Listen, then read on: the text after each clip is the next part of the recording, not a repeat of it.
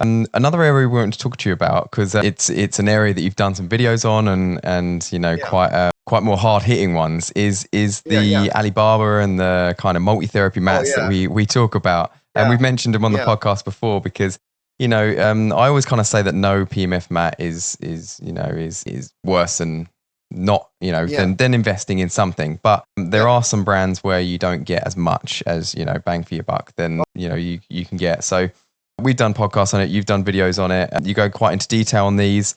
Maybe not the best examples of PMF. So, what are your views on these multi-therapy mats?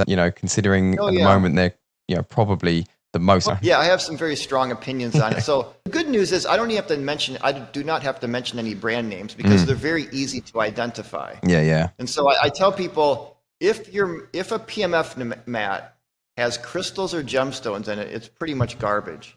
I mean, and it's not that there's anything wrong with crystals or gemstones. It's just there's no good PMF devices that use crystals or gemstones or claim negative ions, or all these gimmicks. They're just gimmicks.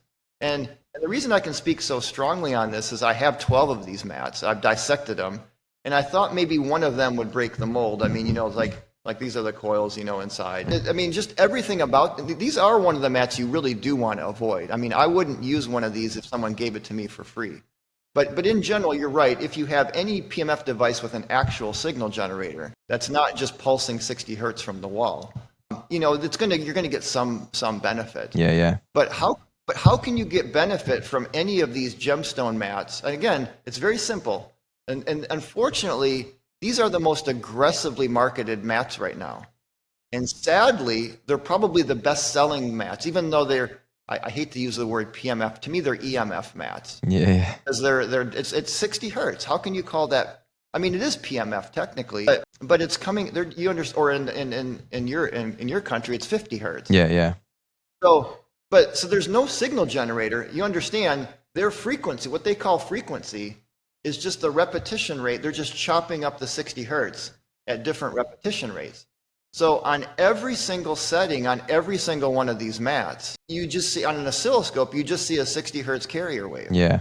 It's all 60 hertz everywhere. So that's what I think you refer to it as. Is it dirty electricity, or some people have? Well, there's two components to it.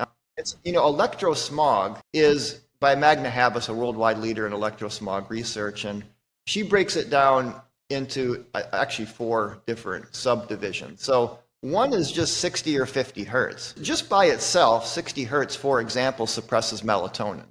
There's actually 3 studies on that I found. And 60 hertz by itself is an electrosmog. It's not a good frequency to be putting into the body. Even if you had a signal generator that generated a clean 60 hertz, that's not good. You don't want to use 60 hertz, a 60 hertz sine wave. But now piggybacking on that is what's called dirty electricity. So dirty electricity comes in part from the power company. About 30% of it comes into your house from the power company, traveling along the way. But most of the dirty electricity is coming from your household appliances. And things like Tesla, especially Tesla chargers and solar panels are really bad culprits. But any electrical dimmer switches, what they're doing is a lot of these modern electronics and even big heavy appliances are putting into your circuit higher frequencies, because a lot of the circuits are pulsing the 60 hertz to try to get more. I'm not an electrical engineer, but there's reasons why they're taking the 60 and they're trying to pulse it at really high frequencies, and that gets unfortunately reintroduced into your circuit. So you do want to test your house if you can, using a tri-field meter or Cornet, or I have a couple other meters too. And you can go around and actually get some filters too. You can test actually dirty electricity you test with either a Stetzer meter or a Green Wave, or this guy BD Static Shield's got a good meter. You basically plug it into the wall and it will tell you a relative number on how much dirty electricity you have. And then you can apply filters to lower that.